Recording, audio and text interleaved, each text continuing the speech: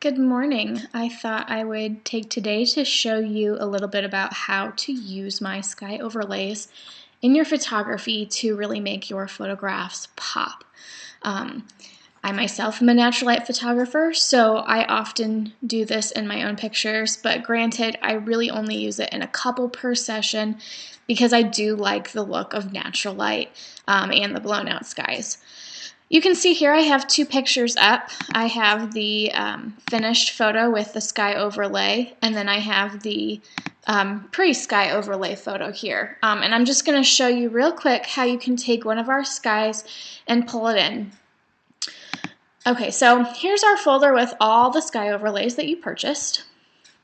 And the important thing to consider when you're picking out your sky is to select one that's lighting is going to match the photograph you have. Also, depending on your skyline, different skies will work well. I often try to find a sky that has a lot of white along the horizon line, simply because in an image like this with all the trees, I don't want to have to worry about perfectly masking all of those out. So I picked a really simple sky. It's not the same one as, I don't think it's the same one that's in the finished one, but I'm just going to show you how I would drop this in. So what you'll do when you have your photograph is you'll go ahead and open the photograph, do whatever editing you want to it, or you can do this first and then have your editing affect your sky. This is already pre-edited and I'm just going to throw the sky in. So what I'm going to do here is I'm going to take my arrow tool and I'm just going to drag it and drop it into my photo. Because right now I'm not all that worried about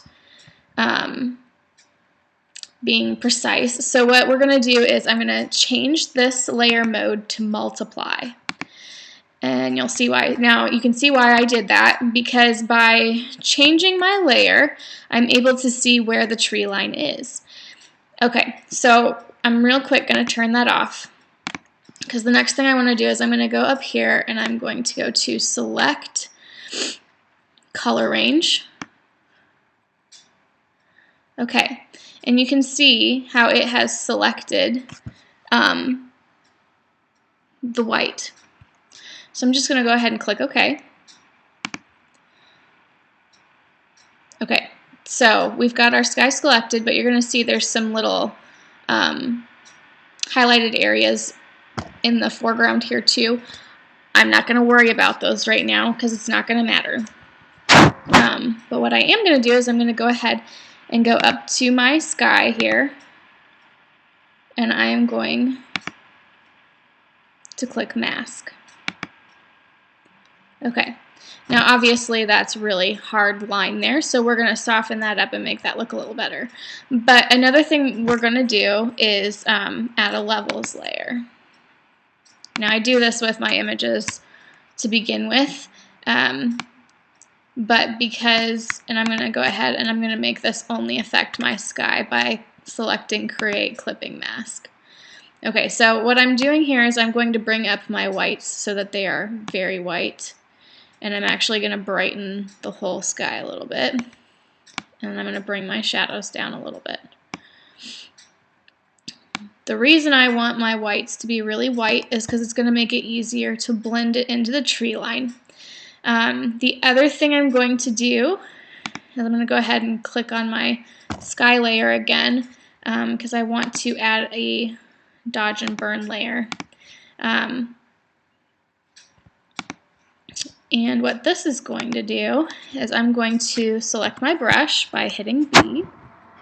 I'm going to make sure I'm on white, and I'm going to drop my opacity down to probably 30%. And then I'm going to make my brush really big, and all I'm going to do here is I'm going to just brush it a little bit here.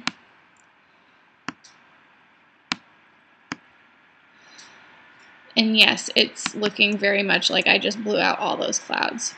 But the benefit of layers is that I can go ahead and drop that opacity down too and get my clouds back in there. And I'm going to bring my brush a little bit smaller and just run it along this tree line here. Just like that. Okay, so that's a really quick way to do that. If this sky had dropped all the way down, we might have gone ahead and selected our mask layer on the sky and used a big black brush and painted out all those little highlights from previously. Maybe, if it lets me switch, there we go. But because of the way I set this sky into the photograph, none of it's really showing down here. I'm just doing this so you can see how quick and easy it is. And if I switch to my mask layer, you can see all the colored part is covered. So the only thing the sky is filling is that white space up in the top.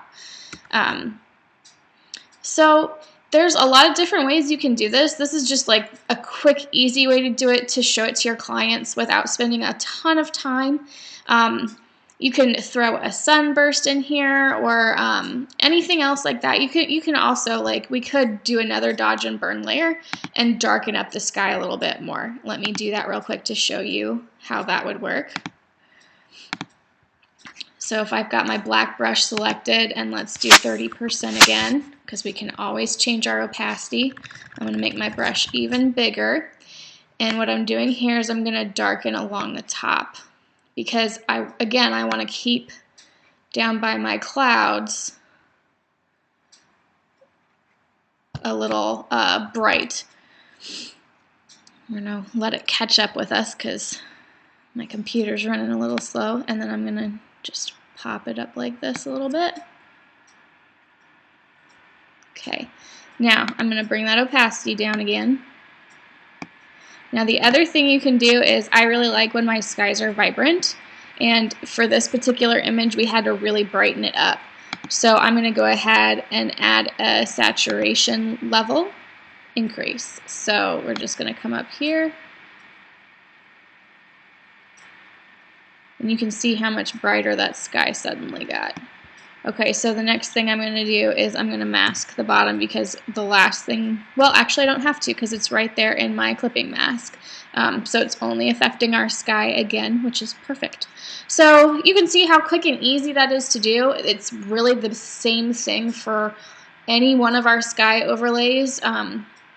Obviously, there are other ways that might work better for you, but this is the way I do it, really quick, and this is ready to show to the client without really having to get in there and worry about details until they decide whether or not they're purchasing this image. But I hope that that was easy and informative for you, and if you have questions, feel free to contact me at Stephanie@greentreemediaonline.com. Thanks so much. Have a good one.